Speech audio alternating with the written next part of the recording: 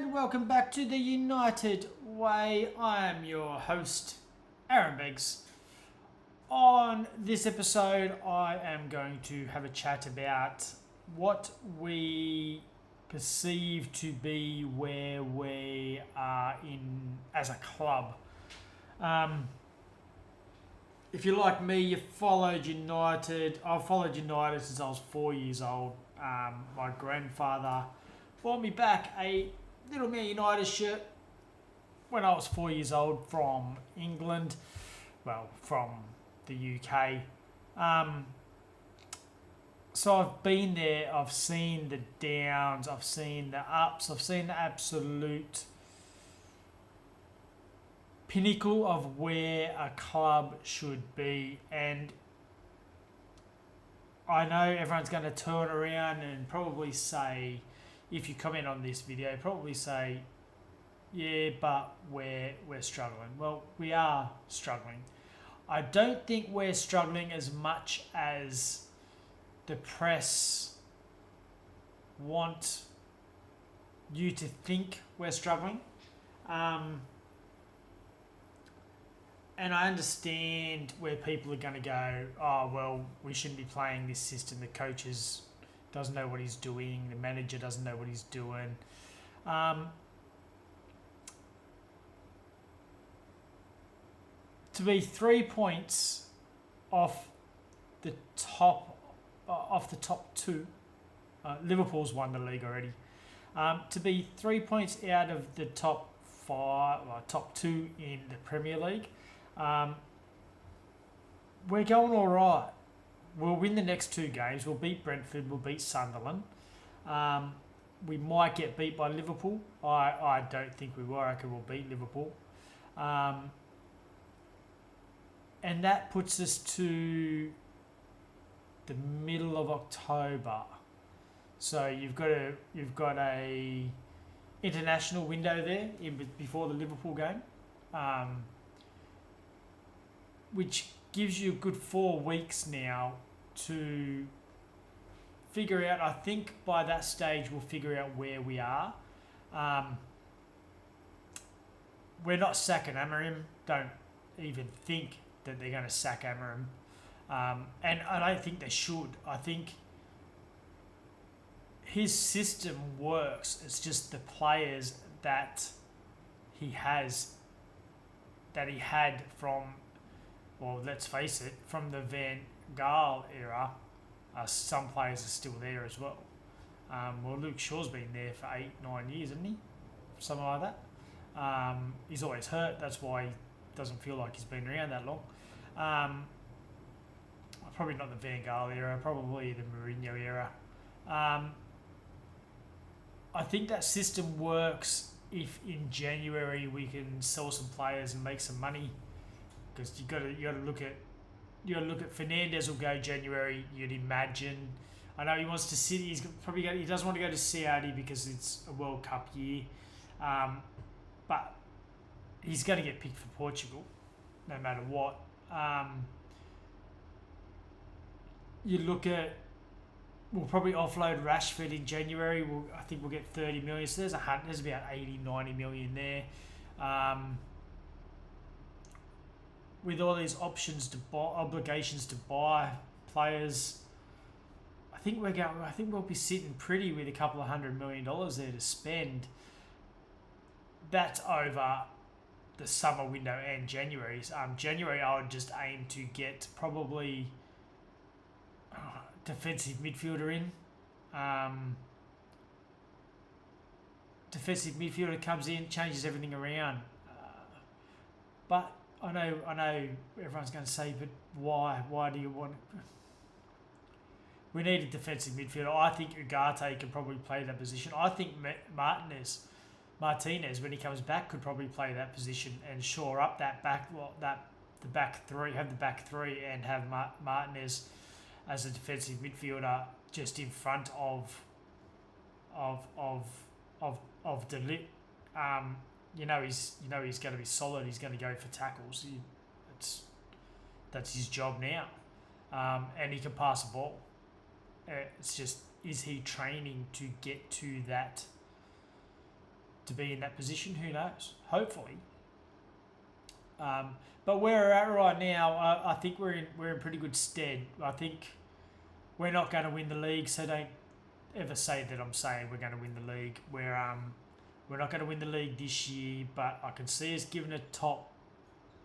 If we get through October, well, let's have a look. I'll just bring it up here. Don't mind my clicking on the mouse here. And let's have a look at the EPL draw or whatever. And let's have a look at,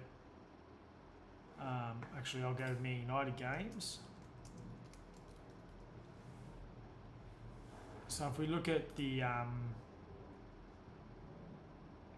draw for Man United, so we've got Brentford, where am I? Brentford, Sunderland, and then we've got Liverpool away after the national break. Brighton, Forest. See, I can see us beating Brighton and Forest as well. Tottenham, I think they'll have European games after that. I don't think they're going to be that confident in the Premier League. I think they're going to have to either choose they're going to go for the play good in Europe or choose the Premier League. Everton we can beat. So after Liverpool we've got a fairly easy run there. Everton, Palace, West Ham, Wolves, Bournemouth. See those two games there, West Ham, Wolves, and Bournemouth. You can see the players there forming up for that, especially Cunha and Mbeumo.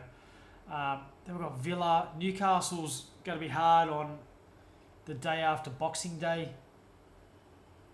But then we go Wolves, Leeds. Our next decently hard game after Liverpool is I'd say City in January. But then we go City, Arsenal, back to back.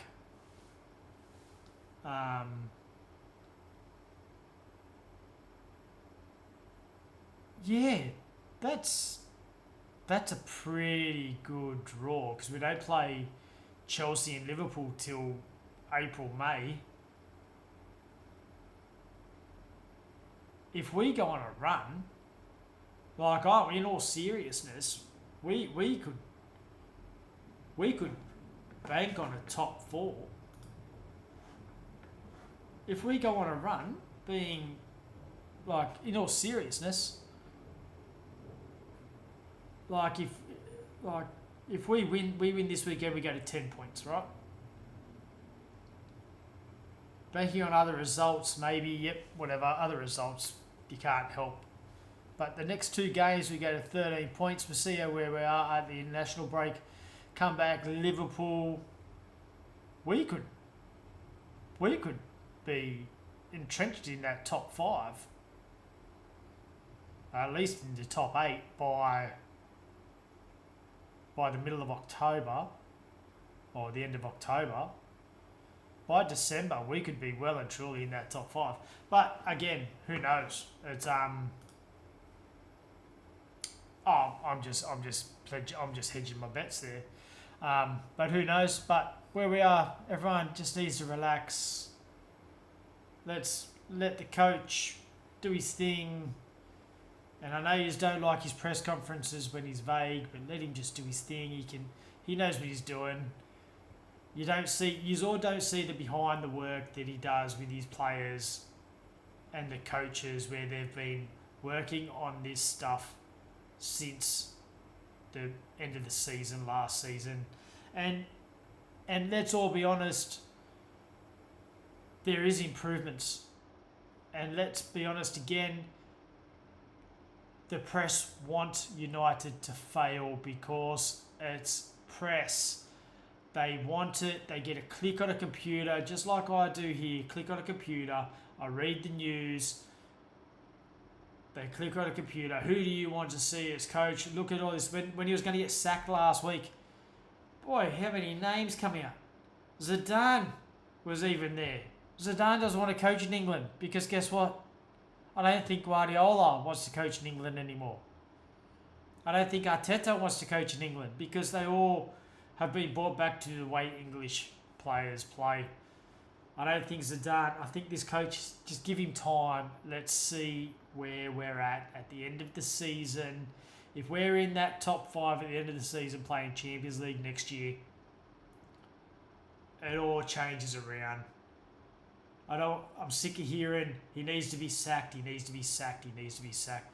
The players also have to take responsibility. And on Saturday against Chelsea, even though it was down to 10 versus 11, they fought for that victory. They deserved that victory. It was all over at half time. It should have been all over at half time. But they fought for that victory and they're fighting for that manager. That's where you see they are fighting for that manager. Anyway, I'll be back with another episode later on. Bye for now.